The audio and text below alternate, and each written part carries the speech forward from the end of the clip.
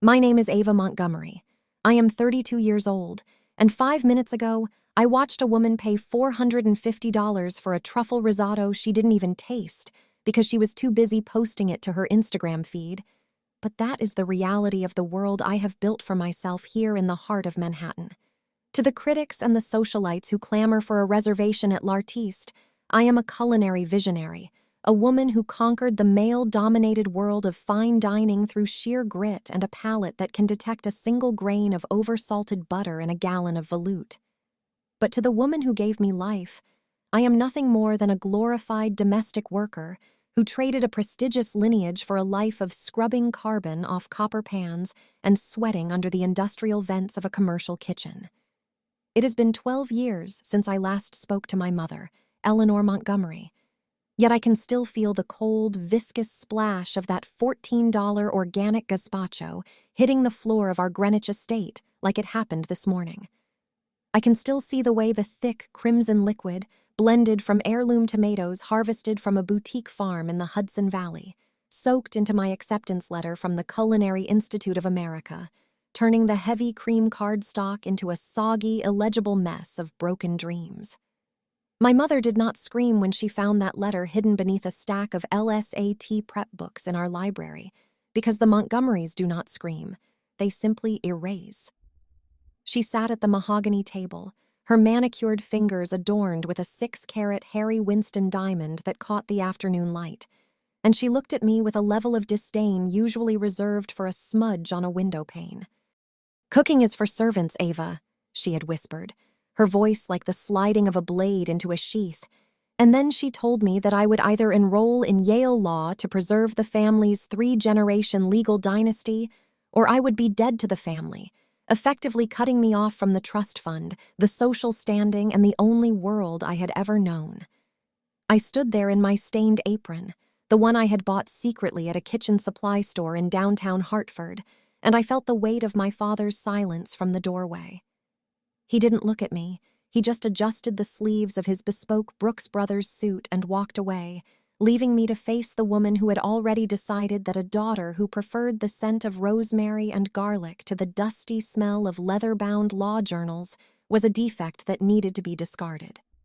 But I am getting ahead of myself, and perhaps I should take you back to the very beginning, to the stifling atmosphere of our home on Mountain Road, where every meal was a performance and every conversation was a calculated move in a social chess game. My father, Julian Montgomery, was a senior partner at one of the oldest firms in Connecticut, a man who measured his worth by the number of zeros on his annual bonus and the prestige of his golf club membership. My mother was the ultimate gatekeeper of our reputation, a woman who spent her days organizing charity galas and her nights critiquing the service staff at the various 5-star restaurants they frequented. I was the second daughter, the one who was supposed to follow in the footsteps of my older sister, Beatrice, who was already clerkship-bound and engaged to a man whose family owned half of Newport. I was the quiet one, the girl who found solace in the kitchen of our estate, watching our cook, Mrs. Higgins, transform raw ingredients into masterpieces. While Beatrice was studying the intricacies of tort law, I was learning the exact temperature at which sugar caramelizes into a deep amber glass and how to bone a chicken without tearing the delicate skin. The day the letter arrived, the air was thick with the scent of blooming hydrangeas and the distant hum of a neighbor's lawnmower, a 2012 John Deere being operated by a landscaping crew that cost more per month than most people make in a year. I had checked the mail myself, my heart hammering against my ribs like a trapped bird as I saw the return address from Hyde Park, New York. It was the validation I had been craving, the proof that I had a talent that had nothing to do with my last name or the schools my parents had paid for. I thought in some delusional corner of my mind that they might be proud of me, that they might see the passion in my eyes and realize that my hands were meant for knives and whisks, not legal briefs and courtrooms. I was wrong. My mother's reaction wasn't just anger, it was a total and complete rejection of my identity. When she dropped that letter into the gazpacho, she wasn't just destroying a piece of paper, she was attempting to drown the person I was becoming in the shallow, cold soup of her own expectations. I left that night with nothing but a duffel bag and the $300 I had saved from selling my old textbooks. I didn't wait for a goodbye or a change of heart because I knew the Montgomerys better than that. Once you were deemed an embarrassment, you were simply removed from the narrative, like a typo in a legal contract. I walked down the long gravel driveway, the stones crunching under my worn leather boots, and I didn't look back at the sprawling colonial house with its perfectly manicured hedges and its silent, judging windows. I caught a Greyhound bus to New York City, sitting in a seat that smelled of stale tobacco and old coffee, watching the skyline of Hartford fade into the darkness. I was terrified, but for the first time in my 20 years of existence, I was also incredibly, dangerously free. I spent my first night in a cramped hostel in the Upper West Side, listening to the sirens of the FDNY and the constant roar of the city, realizing that the world was much louder and much hungrier than the one I had left behind. The years that followed were a blur of 18-hour shifts and the relentless heat of line cooking. I didn't go to the CIA, at least not then. I couldn't afford it. Instead, I started at the bottom, washing dishes at a greasy spoon in Hell's Kitchen, where the floor was always slick with oil, and the chef was a man named Sal, who communicated mostly in grunts and creative profanity. My hands, once soft and pampered by expensive lotions, became a map of burns and scars.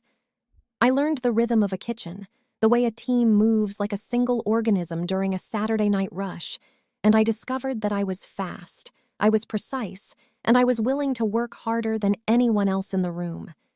I saved every penny, living on discarded bread ends and the occasional staff meal, eventually earning enough to enroll in a night program for culinary arts while working a morning shift at a bakery in Brooklyn. I remember the exact moment I mastered the art of a perfect hollandaise, the way the lemon juice and the clarified butter emulsified into a silky golden sauce that coated the back of my spoon just right, and I felt a sense of triumph that no Yale degree could ever provide. By the time I was 26, I had worked my way up through some of the most grueling kitchens in the city. I had endured the verbal abuse of French chefs who threw copper sauté pans when a steak was medium instead of medium rare, and I had stood on my feet until my ankles swelled and my back felt like it was being scorched by a blowtorch. I became a sous chef at a Michelin-starred spot in Tribeca, managing a crew of 12 and overseeing a menu where a single plate of sea scallops cost $65. I was no longer the girl in the stained apron. I was a professional, a woman who knew the market price of Wagyu beef down to the ounce and could navigate a supply chain crisis during a blizzard. My parents remained a ghost in the background of my life, a void where a family should have been. I heard through the grapevine that Beatrice had made partner and that my mother had told everyone I was traveling the world as a freelance consultant, a lie so elegant and vague that it satisfied the gossips at the country club while keeping the truth of my blue-collar reality hidden. The turning point came when an investor, a man who had tasted my signature roasted duck with a cherry port reduction, offered to back me in my own venture. He didn't care about my last name or my lack of a law degree. He cared about the way I treated ingredients and the way my kitchen ran with the precision of a Swiss watch. We found a space in a historic building on East 63rd Street, a former gallery with high ceilings and original crown molding that felt like a deliberate jab at the world I had left behind. I designed everything, from the custom Molteni range that cost more than a mid-sized sedan to the hand-blown glassware from a studio in Murano. I named it L'Artiste because to me, cooking was never a service. It was the highest form of expression. On opening night, as I stood in the pass, watching the first orders of lobster carpaccio with yuzu vinaigrette head out to the dining room, I realized that I hadn't just built a restaurant, I had built a fortress. Now, at 32, I am at the top of my game. My restaurant has 3 stars, a waiting list that stretches into the next season, and a reputation for being the most difficult table to secure in the city. I wear a custom white chef's coat with my name embroidered in discreet silk thread, and I oversee a staff that treats every plate like a masterpiece.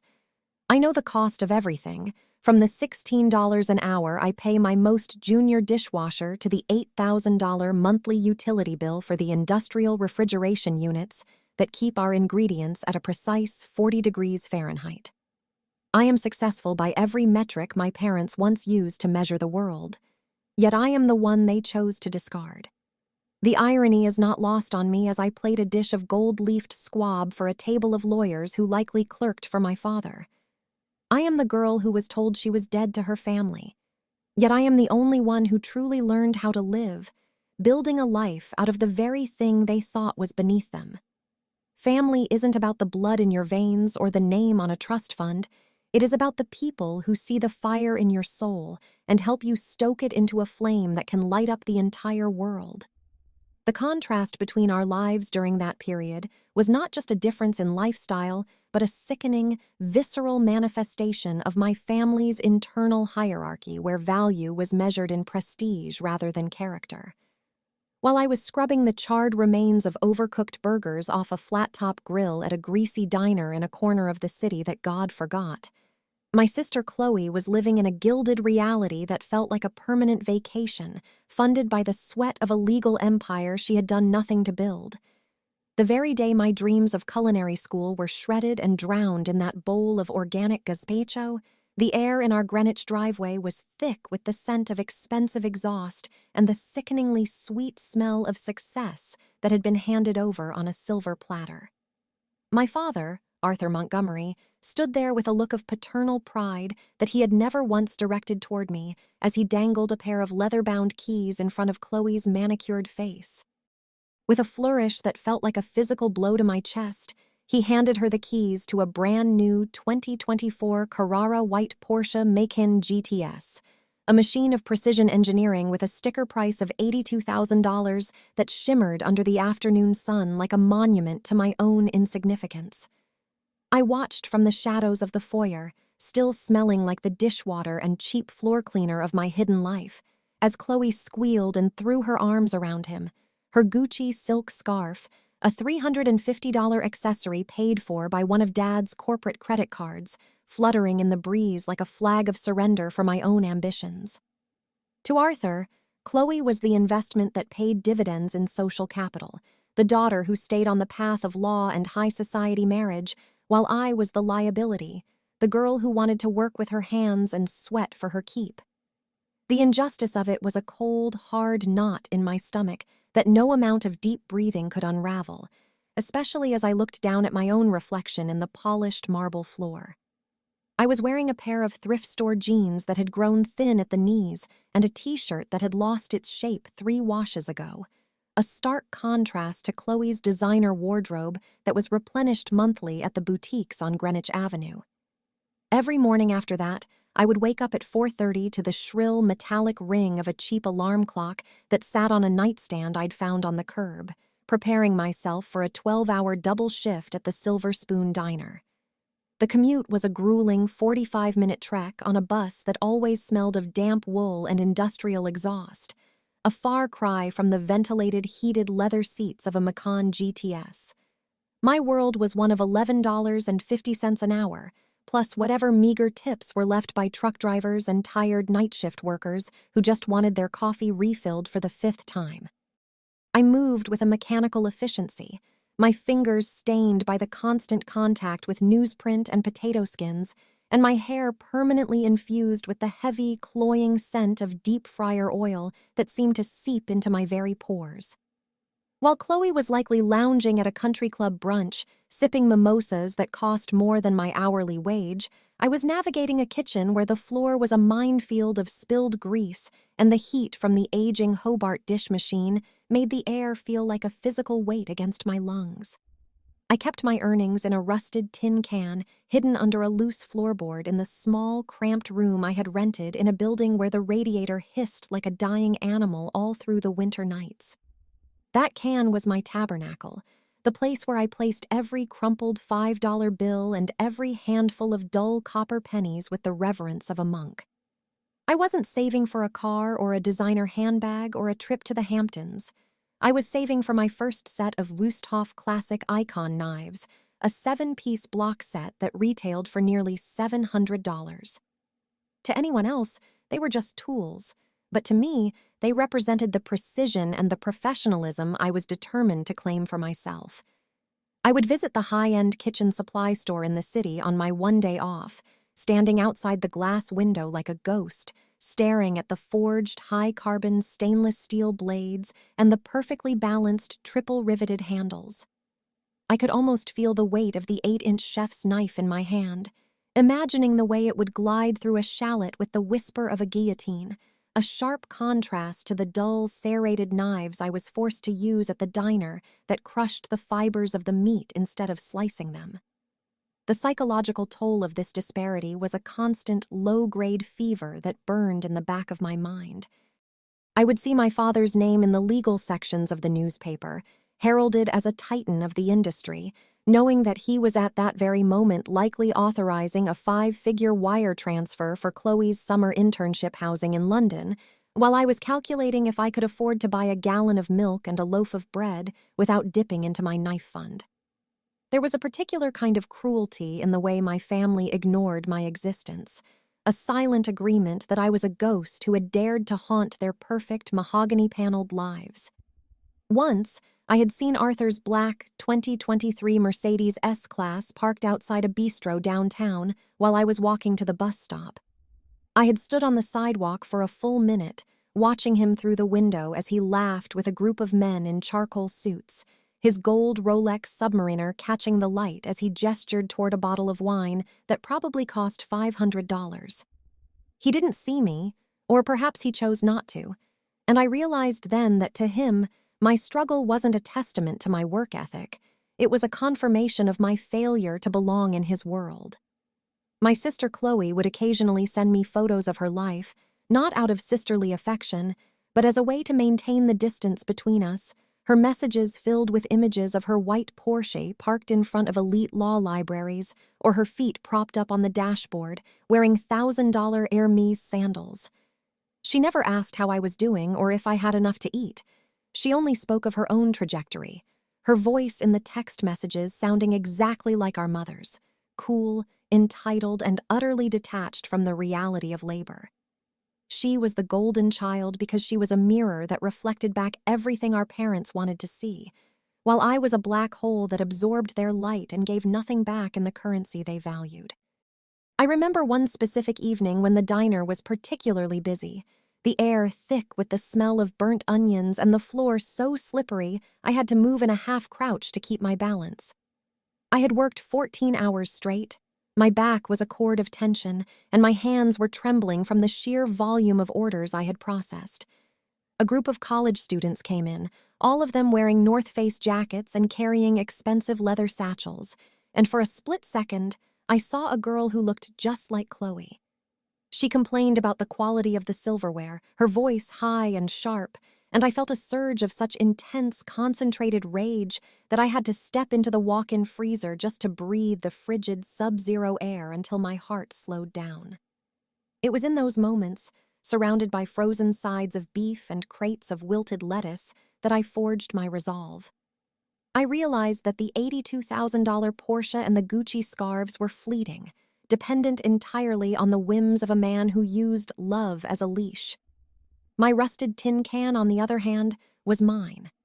Every cent inside it was a piece of my own skin and bone, a tangible proof that I could survive in a world that didn't want me to. When I finally saved enough for those Wüsthof knives, it was the proudest day of my life. I walked into that store, my thrift store jeans clean but frayed at the hems, and I counted out the cash on the counter in front of a clerk who looked at me with a mixture of pity and confusion. I didn't care. When I walked out with that heavy, rectangular box tucked under my arm, I felt like I was carrying a weapon. Those knives were the first bricks in the foundation of the empire I was going to build, an empire that would eventually make my father's legal firm look like a collection of children playing in a sandbox. The hyper-realism of my life at that time was defined by the sounds of the city that never slept and the smells of a kitchen that never cooled down. I lived in the sensory details of the grind, the hiss of the steam wand, the rhythmic thud of a heavy cleaver, the sharp sting of lemon juice in a fresh finger cut. I learned to appreciate the beauty of a perfectly seasoned cast iron skillet and the integrity of a well-made stock, things that Chloe and Arthur would never understand because they only ever saw the finished product, never the process. They lived in a world of outcomes, while I was becoming a master of the means. My father believed that by cutting me off, he was teaching me the value of his name, but all he did was teach me that I didn't need it. He thought he was leaving me in the dark, but he was actually dropping me into the fire, and he failed to realize that I was the kind of metal that only gets harder when it's heated. By the time I left that diner for the last time, I had more than just a set of knives and a few $100s. I had a calloused soul and a hunger that no amount of gazpacho could ever satisfy. I was no longer just Ava Montgomery, the disgraced daughter. I was the architect of my own destiny, and I was sharpening my blades for a future they couldn't even imagine.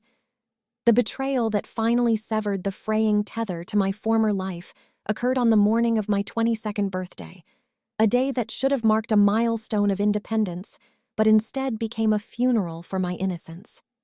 For 3 years, I had lived like a ghost in the periphery of my parents' wealth, working those grueling double shifts at the Silver Spoon Diner and funneling every spare cent, every sweat-stained $5 bill, and every calculated tip into a dedicated savings account at Chase Bank.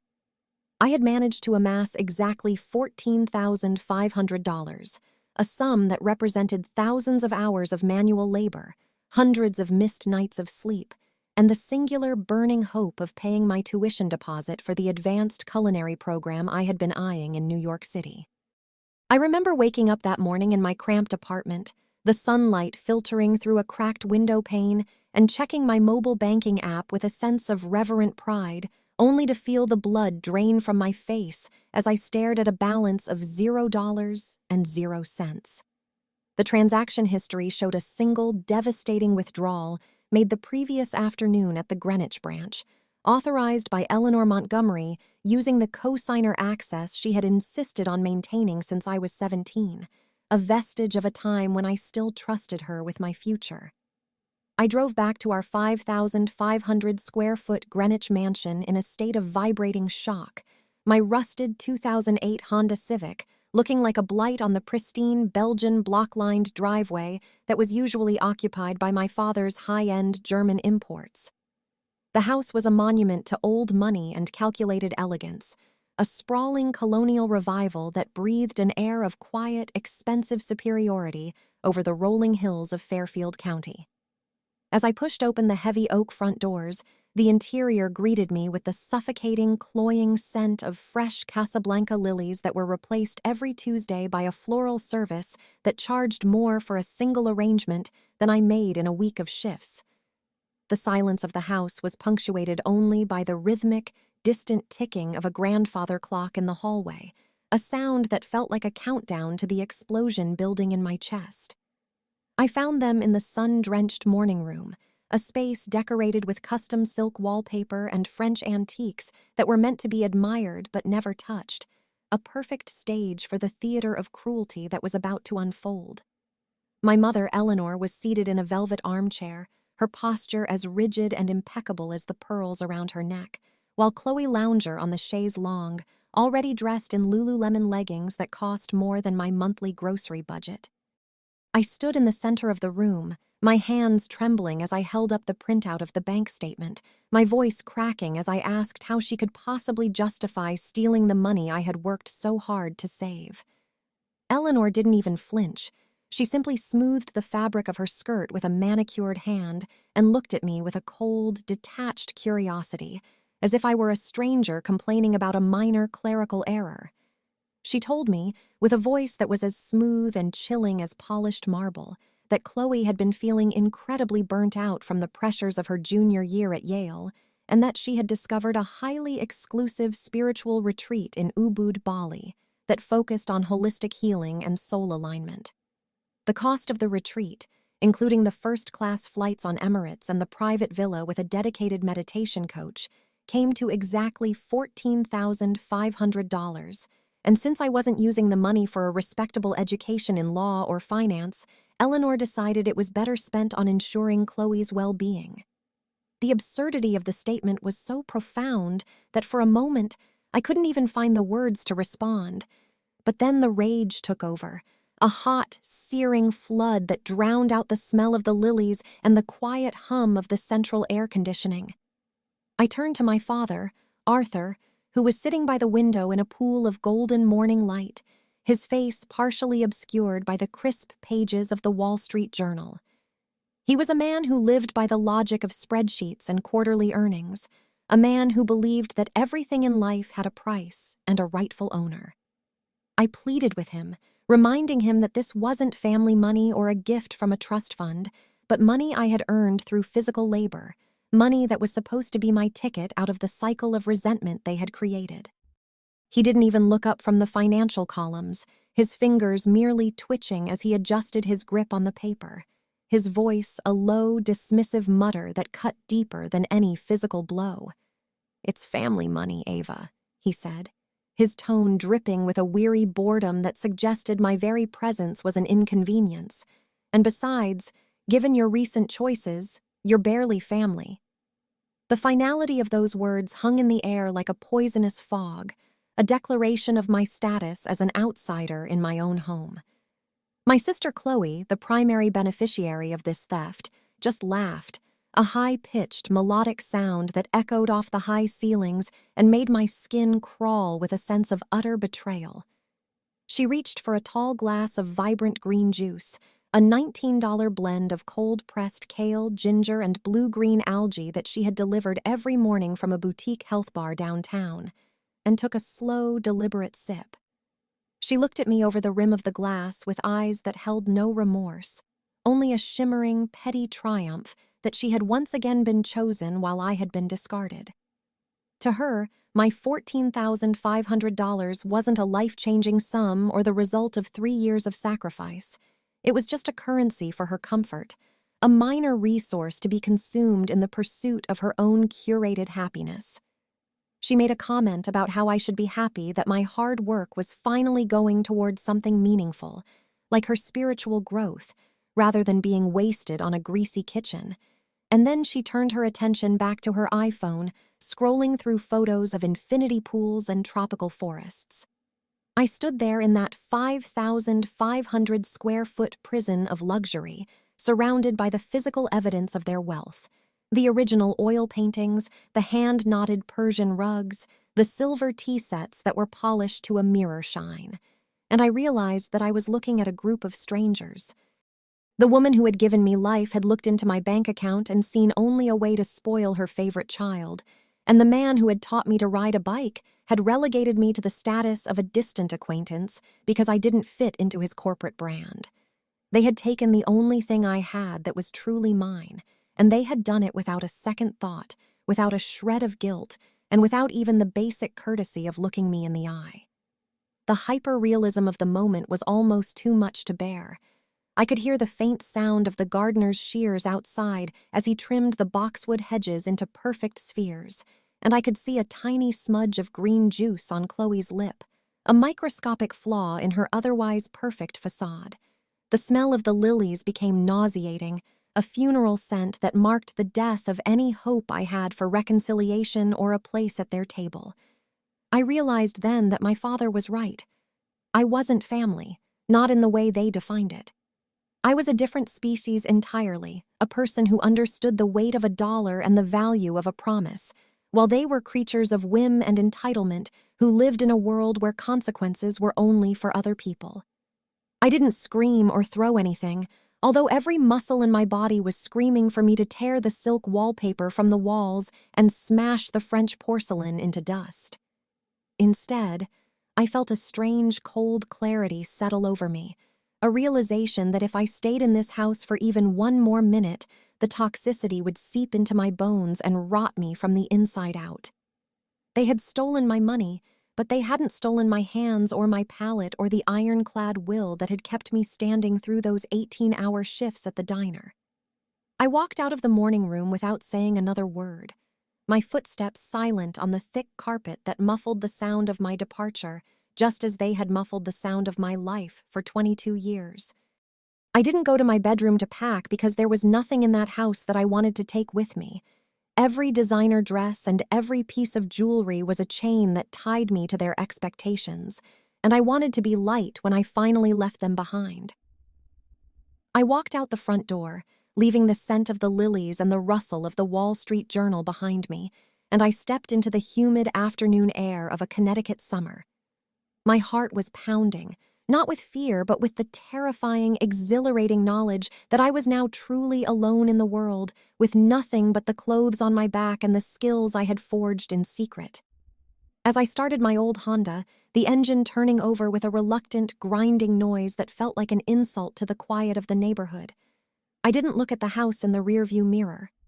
I drove toward the highway, toward the city, toward a future where I would never again be beholden to anyone who thought that love was a transaction or that family was a matter of convenience. I had lost $14,500, but I had gained a freedom that was worth more than the entire Montgomery estate, and as I merged into the flow of traffic, I knew that the next time they heard my name, it wouldn't be as a daughter or a sister, but as a force they could never hope to control. I sat in the driver's seat of my 2008 Honda Civic, the interior smelling of cold plastic and the faint, lingering scent of the lavender air freshener that had long since lost its potency, as the clock on the dashboard flickered to 2:45 a.m.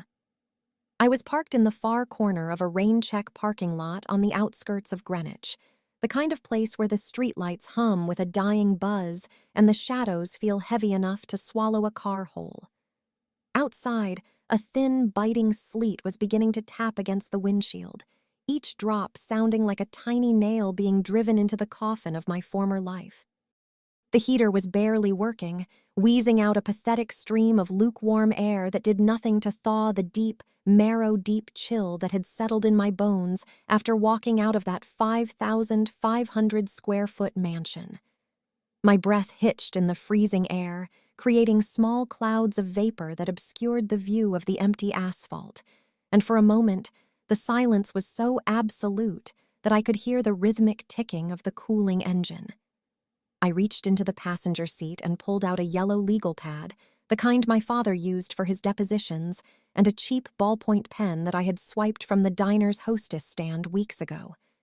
The paper felt rough beneath my fingertips as I pressed the pad against the steering wheel, my hands trembling not just from the cold, but from the sheer, terrifying magnitude of the void that now lay before me. I drew a single straight line down the center of the first page, bisecting the yellow space with a finality that mirrored the fracture in my soul.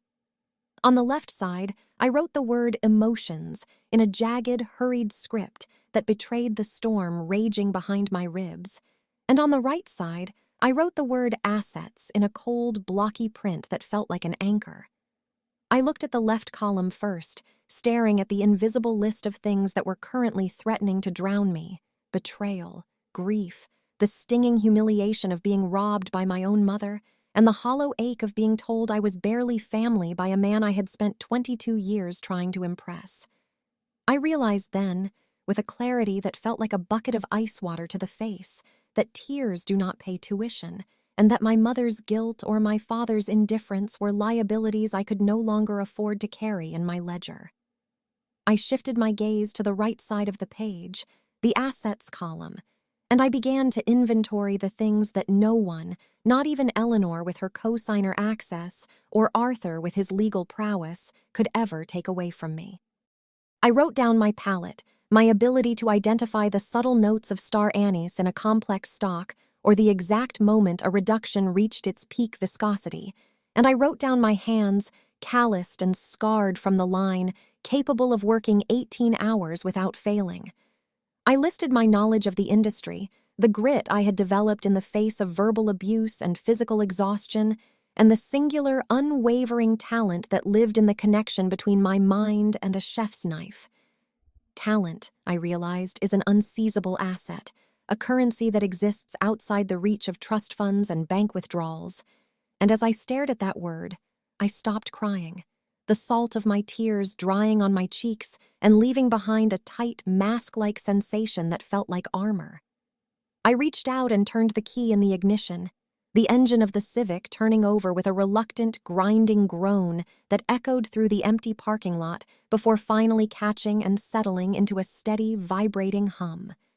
I didn't look back at the direction of Mountain Road or the sprawling estate where my sister was likely dreaming of her first-class flight to Bali, funded by the 3 years of my life she had just consumed without a second thought. I shifted the car into gear, the transmission clunking as I pulled out of the lot and headed toward the interstate, the city skyline looming in the distance like a jagged, glowing promise of anonymity. I was starting my life as a ghost, a person who existed in the cracks of the world, moving through the shadows of professional kitchens where names didn't matter as much as the speed of your prep work and the consistency of your seasoning. I made a silent vow to myself as the tires hummed against the wet pavement. No calls to check on their health, no holiday cards to maintain the facade of a functional family, and absolutely no mercy for the versions of myself that still hungered for their approval. The drive into Manhattan was a blur of sodium lights and the rhythmic wiping of the blades against the sleet, a transition from the manicured silence of Greenwich to the raw, unwashed energy of the city that demanded everything and gave back nothing for free. I arrived in the early morning hours, the streets of the meatpacking district already beginning to stir with the arrival of delivery trucks and the heavy, metallic clatter of rolling security gates. I found a spot to park on a side street where the air smelled of damp cardboard and diesel exhaust, and I sat there for a long time, watching the city wake up and realizing that I was now a part of its machinery. I had no safety net, no home to return to, and a bank balance that wouldn't cover a week's worth of rent in a closet. But I had the yellow legal pad and the Wusthof knives in my trunk, and for the first time in my life, that was enough. I walked into the first 24-hour bistro I saw, not to eat, but to ask if they needed a prep cook for the morning shift, my voice steady and my eyes devoid of the warmth that had once made me vulnerable. For the next several years, I lived a life of deliberate surgical isolation, a ghost in the culinary machine who worked 3 jobs and slept in 4-hour increments on a mattress that smelled of cedar and old dust. I changed my phone number and blocked every contact associated with the Montgomery name, effectively erasing the digital trail that led back to the girl who had been discarded over a bowl of gazpacho. I didn't celebrate my 23rd birthday or my 24th. Instead, I marked the passage of time by the increasing complexity of the dishes I was allowed to execute and the growing weight of the cash I tucked into a new, hidden safe. I saw Chloe's face once on a social media feed in a coffee shop, her skin bronzed from the Bali sun as she laughed in a video at some exclusive gala. But the image felt as distant and irrelevant as a transmission from a dead planet. She was an inhabitant of a world that relied on the theft of others' labor, while I was a citizen of the grind, building a foundation of bone and steel that would never buckle under the weight of someone else's whim. The technical reality of my existence was defined by the sensory input of the kitchen, the sharp, ozone smell of a freshly sharpened blade, the hiss of a searing protein hitting a smoking hot pan, and the rhythmic, percussive sound of a dozen chefs working in a synchronized ballet. I became a master of the micro-movements, the way a flick of the wrist can control the aeration of a sauce, or how a slight adjustment in temperature can change the molecular structure of a fat. I studied the science of cooking with a religious intensity, reading discarded textbooks on food chemistry in the dim light of the subway, transforming my talent from a raw instinct into a refined, lethal weapon. I was no longer Ava Montgomery, the daughter who didn't want to go to law school. I was a nameless force of nature in a white coat, a woman who could walk into any kitchen in the world and command respect without ever saying a word about her past. Every time the holiday season rolled around and the city was draped in the artificial cheer of Rockefeller Center and the window displays at Saks, I felt a cold, satisfying sense of detachment. While other people were rushing to catch trains back to their childhood homes, I was picking up extra shifts, earning double-time pay to cook the feasts that other families used to bridge the gaps in their own crumbling relationships. I didn't miss the lilies or the mahogany table or the silent, judgmental presence of my father. I missed the girl I was before I knew that the people who were supposed to protect me were the ones who would ultimately strip me bare. But even that nostalgia was a liability, so I burned it away in the heat of the industrial ovens, leaving nothing behind but the cold, hard ambition that had become my new heartbeat. I was building a life that was entirely my own, a life where every brick was laid with my own hands and every dollar was earned through the mastery of my craft. By the time the sun began to rise over the East River on that first morning in the city, the yellow legal pad was filled with a map of my new reality, a series of goals and milestones that had nothing to do with law degrees or social standing. I had crossed out the word emotions until the paper tore, leaving only the column for assets, which now included a plan for survival that left no room for error. I stepped out of the car and into the biting wind, the cold no longer feeling like a threat but like a reminder that I was still alive and that I was finally the one in control. I walked toward the future I had chosen, my footsteps heavy on the cracked pavement, a ghost who was finally ready to haunt the world that had tried to bury her alive. I knew that the road ahead would be long and marked by a loneliness that most people would find unbearable, but as I smelled the first hint of baking bread from a nearby wholesale kitchen, I knew I had made the right choice. I was no longer a victim of a family's cruelty. I was the architect of a new empire, and I would build it in the silence they had forced upon me. 10 years had passed since I sat in that freezing Honda Civic with a yellow legal pad and a hollowed-out heart, and in that decade, I had meticulously transformed myself from a discarded daughter into a tactical predator of the culinary and financial world. I was no longer just a chef sweating over a line or a ghost haunting the corners of Manhattan's elite kitchens. I was the sole owner and visionary of the Obsidian Table, a restaurant so exclusive that its entrance was an unmarked charcoal steel door in Tribeca, and its tasting menu started at $650 per person without wine pairings. My kitchen was a theater of war, where every copper pot was polished to a mirror finish and every blade was sharpened to a molecular edge, but my real arsenal was being built far away from the heat of the stoves, in a high-rise office overlooking the gray, churning waters of the East River. I had spent a decade accumulating the kind of wealth that doesn't just buy comfort, but buys leverage, and I used a significant portion of those profits to retain the services of Marcus Thorne, a forensic accountant whose reputation for dismantling corporate empires was as sharp and cold as the air in a walk-in freezer. Walking into Marcus's office was always a sensory experience that reminded me of the world I had been cast out of, yet it felt fundamentally different, because this time, I was the one signing the checks. The space smelled of expensive, oiled mahogany furniture and the sharp, acidic aroma of an espresso machine that ran on a constant loop, churning out double shots of ristretto for a man who seemed to never sleep.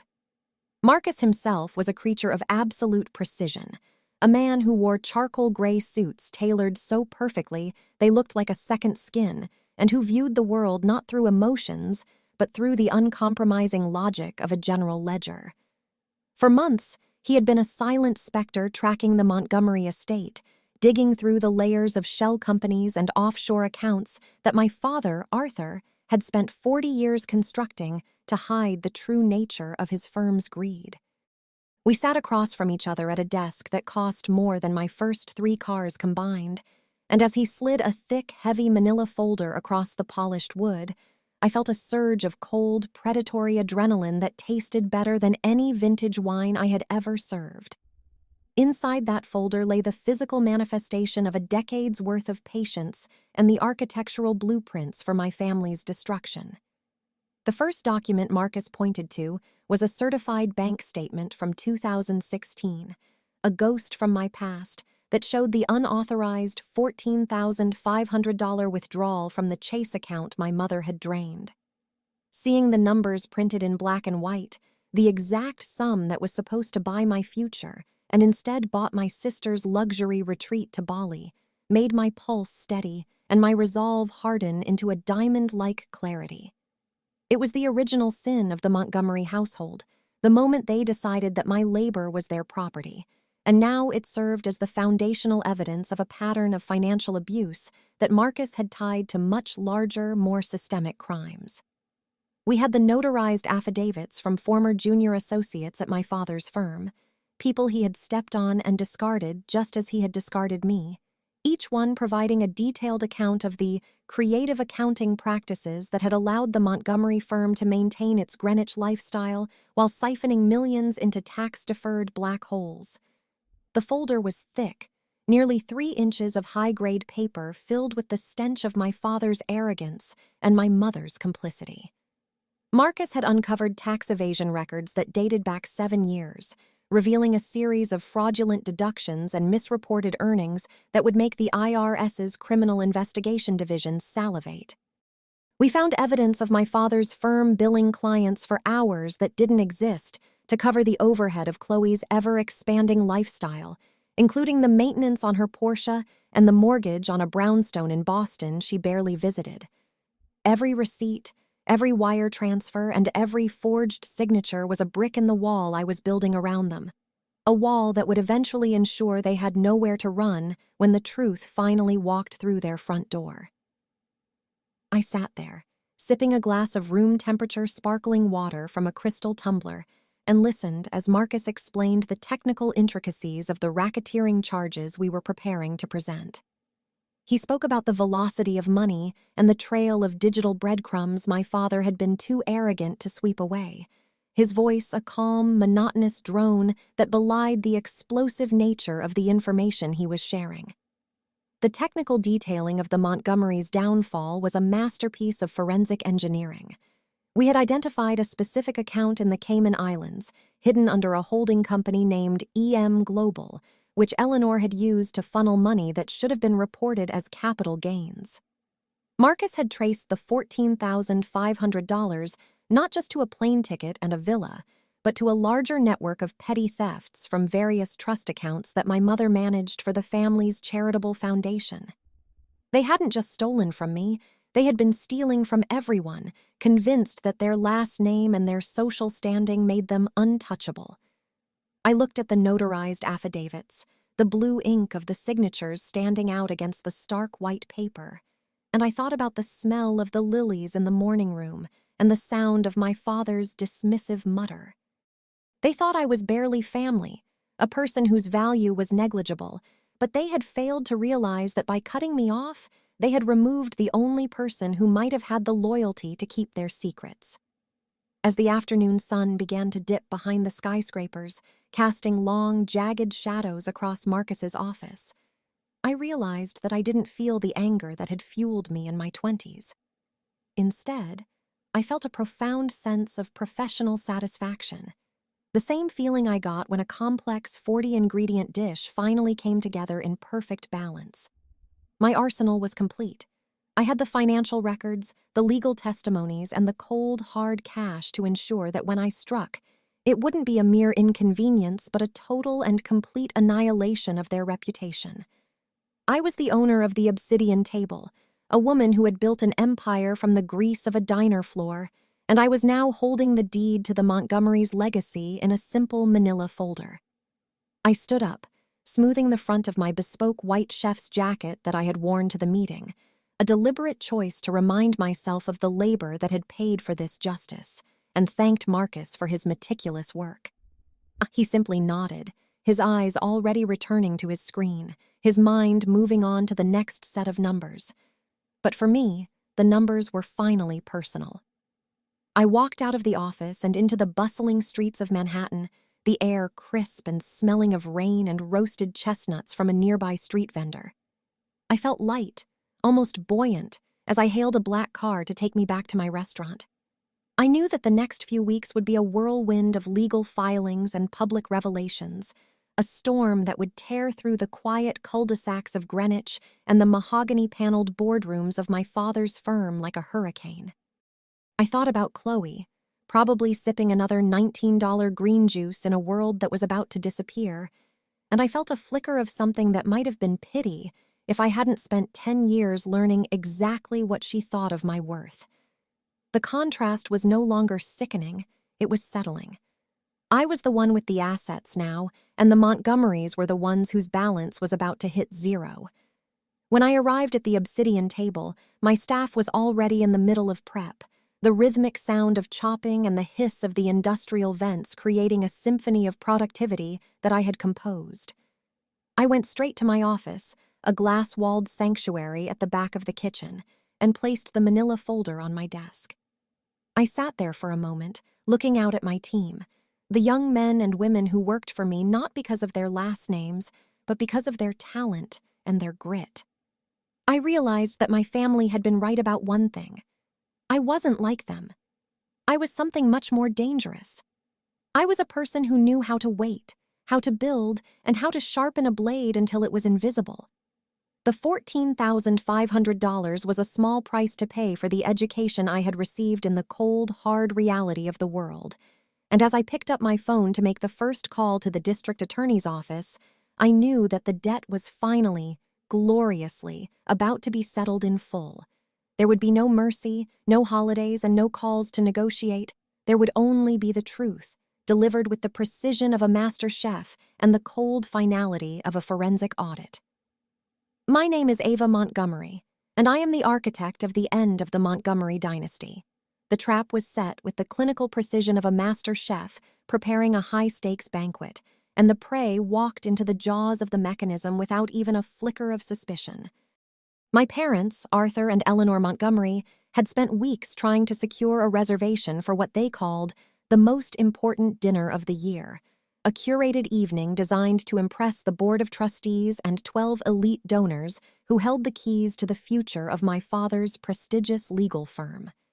They had used every social connection in their arsenal to bypass the 6-month waiting list at the Obsidian Table, never once realizing that the woman they were negotiating with, through a series of anonymous administrative emails, was the same daughter they had declared dead to the family over a decade ago. The guest count was fixed at exactly 12 of the most influential people in Manhattan, individuals who valued reputation above all else and who would never be seen in the company of a man facing federal tax evasion charges. I watched them through the high-definition security monitors in my private office as they arrived at 8 o'clock sharp, my father stepping out of a 2024 Mercedes-Benz S-Class with the air of a king returning to his court, while my mother smoothed her Chanel jacket and adjusted the pearls that had once been the only thing she cared about more than me. I stayed submerged in the controlled chaos of the kitchen for the first 90 minutes of the evening, maintaining my professional anonymity as the executive chef and owner. The air back here was thick with the scent of searing proteins and the sharp metallic tang of industrial-grade sanitizers, a world of heat and pressure that I had mastered while they were busy playing social chess. I personally oversaw the preparation of the main course, a 45-day dry-aged A5 Wagyu beef sourced from a specific farm in the Hyogo prefecture, each cut worth nearly $300 before it even touched the cast-iron surface of the range. I watched my sous chef glaze the meat with a reduction of black garlic and vintage port, the liquid shimmering like obsidian under the heat lamps, and I felt a sense of calm that was almost frightening. This was the moment of peak flavor, the point of no return for the Montgomerys, as the servers began to carry the heavy, heated plates into the dining room, where the soft clink of crystal and the low murmur of high-stakes conversation created the perfect atmosphere for a public execution of a reputation. Once the final plate of Wagyu had been placed before the last donor, I stepped out of my stained chef's whites, the uniform of my labor and my liberation, and moved into the private dressing room I kept for such occasions. I traded the cotton and the grease for a $3,000 midnight blue Armani suit that felt like cold silk against my skin, a garment designed to project the very authority my father had tried to deny me. I adjusted the cuffs of my crisp white shirt, checked the alignment of my tie in the mirror, and picked up the heavy manila folder that Marcus Thorne had prepared. The paper felt substantial, weighted with the truth that was about to unravel 40 years of Montgomery lies. I checked the digital clock on the wall as it flickered to exactly 9:12 p.m., the precise moment when the guests would be finished with their first few bites of the Wagyu and their palates would be primed for the most bitter course of the night. I walked through the swinging stainless steel doors and entered the dining room, the temperature dropping from the 100-degree heat of the kitchen to the cool 68-degree climate-controlled elegance of the front of the house. The lighting in the Obsidian Table was designed to be intimate, a series of focused beams that illuminated the food and the faces of the guests while leaving the rest of the room in a sophisticated shadow. As I approached the large circular table where the Montgomerys sat with the trustees, the sound of my handmade Italian leather shoes on the polished concrete floor was the only warning they had. My mother was mid-sentence, laughing at a joke made by the chairman of the board when her eyes caught my silhouette moving into the light. The transformation in her face was instantaneous, a slow-motion collapse of her social mask as she recognized the daughter she hadn't seen in 12 years, now standing before her not in a stained apron, but in a suit that cost more than her first car. My father, Arthur, looked up from his plate, a piece of the Wagyu still on his fork, and for the first time in my life, I saw a flicker of genuine, unadulterated fear in his eyes as he realized that the owner of the most exclusive restaurant in the city wasn't just a stranger. She was the ghost he had tried to bury. I didn't wait for them to speak, nor did I offer the polite greetings of a restaurateur checking on a table. I stood at the head of the table, the manila folder resting in the crook of my arm like a weapon, and I let the silence stretch until the entire board of trustees was looking at me with a mixture of confusion and curiosity. I looked at the chairman, a man who had known my father for 30 years, and I placed the folder directly onto the white linen tablecloth right next to the $150 bottle of sparkling water. "Good evening," I said, my voice steady and resonant, carrying the authority of a woman who had built an empire from nothing. "My name is Ava Montgomery, though my parents might have told you I didn't exist, and I believe you'll find the contents of this folder far more interesting than the dinner conversation." I watched as my father's hand began to shake, the silver fork clattering against the fine china with a sound that seemed to echo through the silent room. He tried to stand, his face turning a mottled shade of crimson that clashed with his expensive tie, but I simply held his gaze with a cold, detached indifference that made him sink back into his chair. The folder contained the bank statements from the 2016 withdrawal, the tax evasion records, and the notarized affidavits from the associates he had defrauded. It was a comprehensive map of a criminal enterprise hidden behind the facade of a Greenwich dynasty. I watched as the chairman reached for the folder, his fingers moving slowly as he sensed the gravity of what was happening, and as he flipped open the first page to see the unauthorized withdrawal authorized by Eleanor Montgomery, the air in the room seemed to vanish. My mother made a small, strangled sound in the back of her throat, her hand flying to the pearls at her neck as if they could protect her from the exposure of her own petty thievery. The 12 elite donors, the people whose approval my father had craved more than his own daughter's love, began to lean in, their faces shifting from polite interest to visible disgust as they realized they were sitting at a table with a man whose firm was built on a foundation of systemic fraud. The hyper-realism of the moment was etched into my brain. The way the light caught the condensation on the wine glasses, the faint, lingering scent of the dry-aged beef, and the frantic, shallow breathing of the man who had once told me I was barely family. I stood there as the architect of their downfall, witnessing the precise moment the Montgomery name transitioned from a brand of prestige to a toxic liability that no one in that room would ever touch again. My father tried to speak, his voice a pathetic, wavering husk as he muttered something about a misunderstanding, but the evidence in the folder was too loud to be drowned out by his lies. The chairman looked at the tax evasion records, then looked at my father, and then slowly closed the folder with a finality that sounded like a gavel hitting a bench. He didn't say a word to Arthur. He simply stood up, signaled to the other board members, and without finishing their 45-day dry-aged Wagyu, they began to leave the table in a silent, dignified exodus that left my parents sitting alone in a sea of half-eaten luxury. My mother began to sob, not out of remorse, but out of the sheer devastating loss of her social standing, the mascara running in dark streaks down her face as she looked at the empty chairs of the people who had been her world 5 minutes ago. My father just stared at the folder, his mouth working silently as if he were trying to find a legal loophole in his own soul. I leaned down, my face inches from his, and I smelled the expensive cognac on his breath and the cheap scent of his desperation.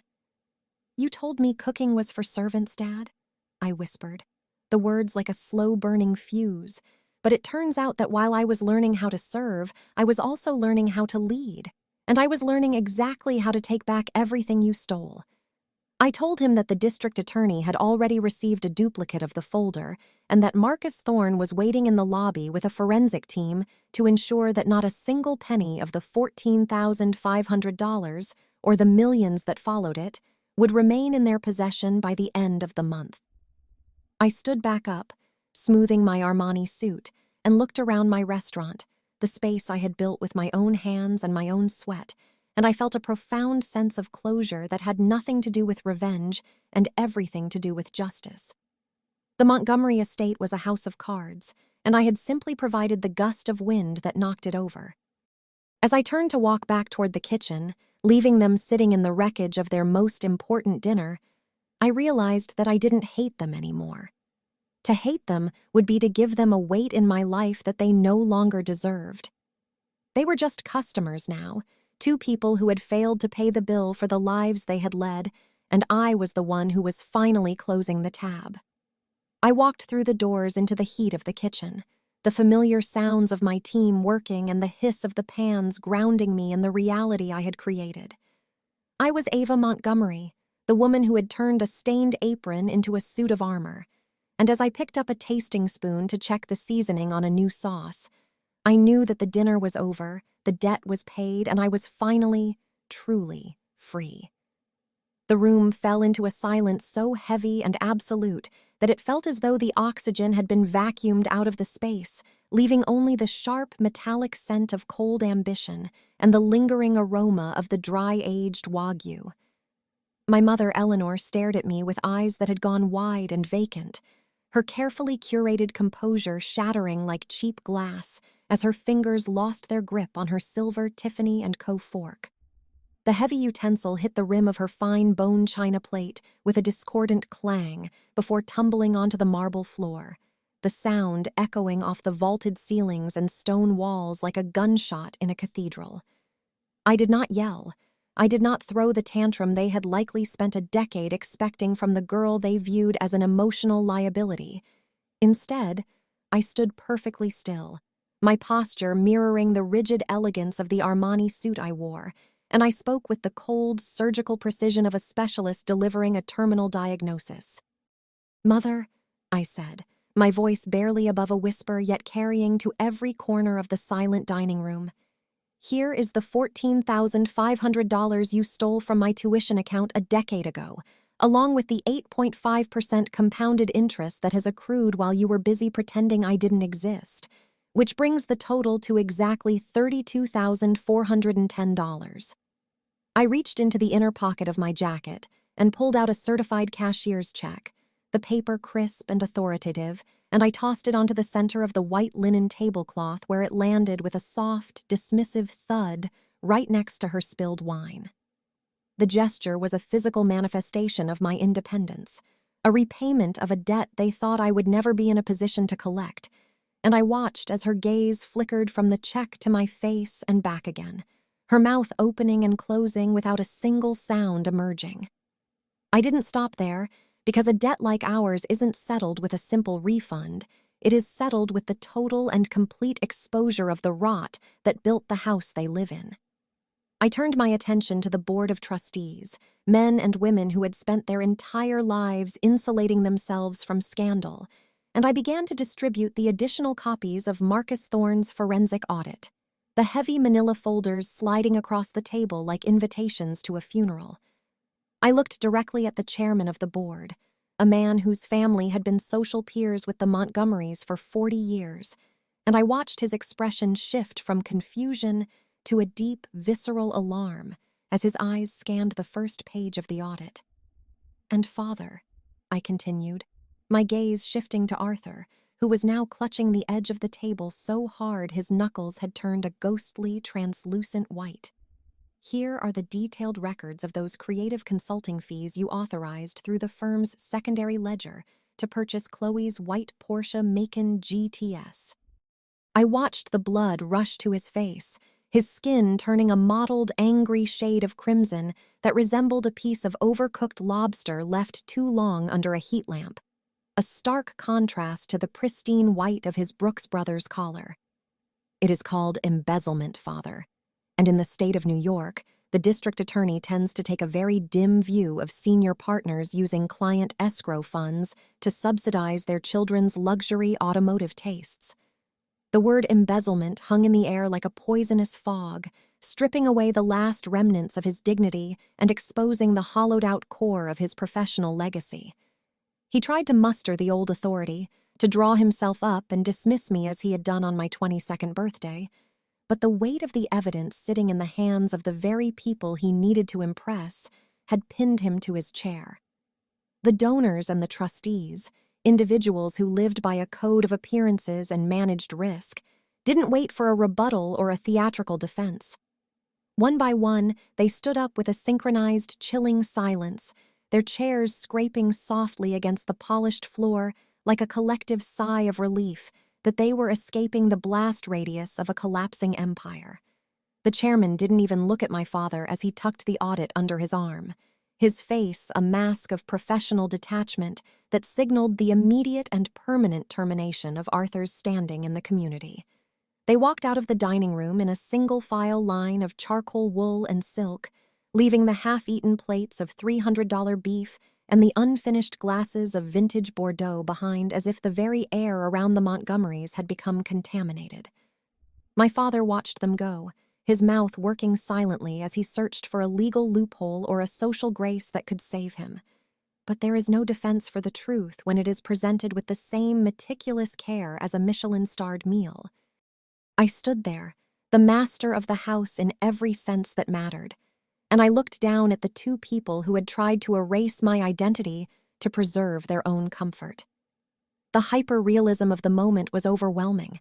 I could see the individual beads of sweat forming on my father's forehead, the way the flickering candlelight caught the moisture in my mother's eyes, and the tiny, frantic twitch in her left hand as she reached for the cashier's check. They were no longer the titans of Greenwich or the arbiters of my worth. They were just two frightened, aging people sitting in a restaurant they couldn't afford to be seen in, surrounded by the physical proof of their own moral bankruptcy.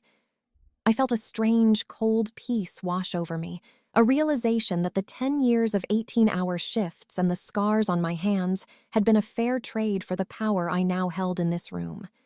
I had built a life out of the grease and the fire, while they had built theirs out of theft and vanity, and tonight, the bill had finally come due. Eleanor finally spoke, her voice a thin, wavering reed that lacked any of the bite it had possessed a decade ago, asking me how I could do this to my own family in such a public and devastating way.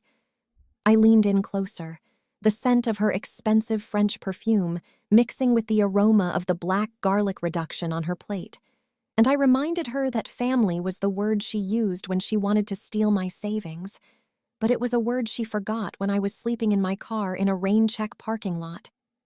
"You told me I was barely family," I whispered, echoing the words that had haunted my sleep for 3,000 nights. "So you shouldn't be surprised that I am treating you with the same professional distance you showed me." I told her that the $32,000 on the table was the only thing she would ever receive from me again, and that the forensic audit was already in the hands of the authorities who would be visiting their Greenwich mansion before the week was out to discuss the discrepancies in their tax filings and the firm's management of client funds. My father finally found his voice, a guttural, desperate growl that tried to assert a power he no longer possessed, calling me ungrateful and accusing me of destroying everything he had worked for. I looked him in the eye, my gaze never wavering, and I told him that he was the one who destroyed it the moment he decided that a Porsche for a daughter who did nothing was worth more than the integrity of a daughter who gave everything. I reminded him that I didn't destroy his firm. I simply turned on the lights so everyone could see the rot he had been hiding in the shadows. The sound of the kitchen behind me, the rhythmic chopping and the hiss of the vents provided a steady industrial heartbeat to the scene, a reminder that my world was built on the reality of labor, while his was built on the illusion of prestige. I was no longer the girl with the stained apron and the broken heart. I was the owner of the Obsidian Table, and I was the one who decided who was allowed to sit at my table and who was dismissed from the room. The contrast between us was now absolute and irreversible. They were the ghosts now, haunting the ruins of a reputation that had been liquidated in less than 15 minutes, while I was the solid, unyielding reality of a self-made woman. I watched as my mother's hand finally closed around the cashier's check, a pathetic, reflexive grab for the only thing she understood, money, even as she realized that $32,000 wouldn't even cover the legal fees they were about to incur.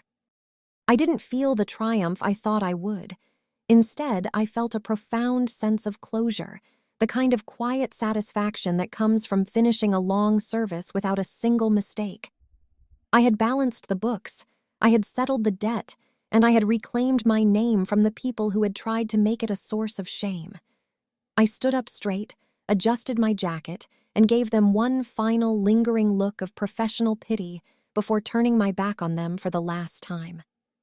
As I walked away, the sound of my footsteps on the marble was firm and purposeful, leading me back toward the kitchen where my real family was waiting, the people who had sweated with me, bled with me, and earned their place at the table through merit rather than birthright. I didn't look back to see if they were still sitting there, or if they had finally gathered the courage to leave the scene of their own destruction. I had a restaurant to run, a staff to lead, and a future to live that had nothing to do with the Montgomery legacy. I walked through the stainless steel doors and felt the familiar, comforting heat of the kitchen wrap around me like a second skin. The trauma of the past was gone, replaced by the precision of the present and the infinite possibilities of the future. My name is Ava Montgomery, and tonight I served the most important meal of my life, and for the first time in 32 years, the taste in my mouth was one of absolute, untainted victory. Family isn't about the blood you share or the house you live in. It's about the truth you tell and the life you build when the people who were supposed to love you leave you with nothing but a yellow legal pad and the will to survive. I had turned my assets into an empire, and I had turned my enemies into a footnote in the history of my success. The dinner was over, the dining room was empty of donors, and I was finally, gloriously, the only Montgomery that mattered in this city. Today, the sprawling 5,500-square-foot colonial revival mansion on Mountain Road in Greenwich stands as a hollow monument to a dynasty that choked on its own arrogance, its pristine Belgian block driveway now overgrown with weeds and the windows boarded up as it sits in the cold, bureaucratic grip of a foreclosure proceeding that my father's legal prowess could not delay. The Casablanca lilies have long since withered and turned to dust in the foyer, replaced by the damp, stale smell of a house that has been stripped of its heating and its soul, while the 2024 Carrara white Porsche Macan GTS was repossessed in a public display of humiliation that the neighbors in Fairfield County are still whispering about over their country club lunches. My sister Chloe, the golden child who was once draped in Gucci scarves and fueled by $19 green juices, has found herself thrust into a reality she is fundamentally unequipped to handle, currently spending her days standing on the polished linoleum of a suburban mall in New Jersey, working as a retail associate for $15 an hour. She folds expensive sweaters she can no longer afford and smiles at customers who have no idea she was once a hair's breadth away from a Yale law degree and a multi-million-dollar trust fund, her designer life having been liquidated to pay back a fraction of the debt my parents owed to the world. My parents, Arthur and Eleanor, have attempted to breach the walls of my new life with a desperate, frantic frequency, but their emails, filled with hollow apologies, shifting blame, and thinly veiled requests for financial assistance, go straight to my spam folder where they are automatically deleted every 30 days without me ever reading a single word of their pathetic prose. I have reached a point where their voices are no longer a part of the frequency I operate on, their existences having been relegated to the background noise of a city that never stops moving. And I find a profound, quiet satisfaction in knowing that the daughter they once deemed barely family is now the only one who truly understands the meaning of the word empire. I live in a 2,200 square foot penthouse in a converted industrial building in Tribeca, a space characterized by floor-to-ceiling windows that offer a panoramic, unobstructed view of the Manhattan skyline. The very skyline I conquered with nothing but a set of Wusthof knives and a refusal to be broken by the people who were supposed to protect me. My home is a sanctuary of minimalist luxury, where the air is filtered and the only sound is the distant, rhythmic hum of the city below, a far cry from the suffocating, manipulative silence of the Greenwich estate. The hyper-realism of my current existence is defined by a sense of ownership that extends to every atom of my surroundings, from the custom-milled white oak floors to the original abstract canvases that line my gallery hallway, each one purchased with the profit of my own labor. I wake up at 5:30 a.m. to the soft, natural light spilling across my king-sized bed, and I spend my mornings sipping a perfectly balanced espresso from an industrial Jura machine that cost more than the Honda Civic I once lived in. I no longer have to inventory my assets on a yellow legal pad because my assets are visible in every direction I turn. But more importantly, my greatest asset is the silence I have cultivated by cutting out the toxicity that once threatened to rot me from the inside out. There is an expensive, heavy stillness to my life now, a quality of peace that can only be earned through the surgical removal of people who treat your worth like a negotiable commodity. I move through my day with the precision of a master chef, overseeing the operations of the Obsidian Table and 3 other ventures I have since launched, knowing that my reputation is no longer tied to a family name, but to the undeniable quality of the work I produce. I often think back to that 2:45 a.m. moment in the rain-check parking lot, the sleet hitting my windshield and the heater wheezing its last breath, and I realize that the girl sitting in that car was the architect of everything I see today. She was the one who understood that to save herself, she had to become a ghost to the people who were trying to bury her. And she was the one who realized that family isn't a bloodline, but a choice of who you allow to sit at your table. I have built a new family out of the chefs, the managers, and the forensic accountants who showed me more loyalty in a single service than my parents showed me in 22 years. And together we have created a culture of meritocracy that stands in direct opposition to the Montgomery legacy of entitlement and theft. My life is quiet, expensive, and completely mine, a masterpiece of self-determination that was painted on a canvas of betrayal and sharpened on the whetstone of necessity. I have no regrets about the fire I set to the bridges behind me, because those bridges only led to a house that was built on lies and siphoned dreams, and the warmth I feel now comes from the sun hitting my penthouse glass, not from the burning of my own bridges. The contrast between my current reality and the world of my sister and parents is a daily reminder of the law of consequences, a ledger that finally balanced itself after years of being in the red. While Chloe is likely calculating if she can afford a fast food dinner on her $15 hourly wage, I am reviewing the quarterly profits of a culinary group that has redefined fine dining in the most competitive city in the world.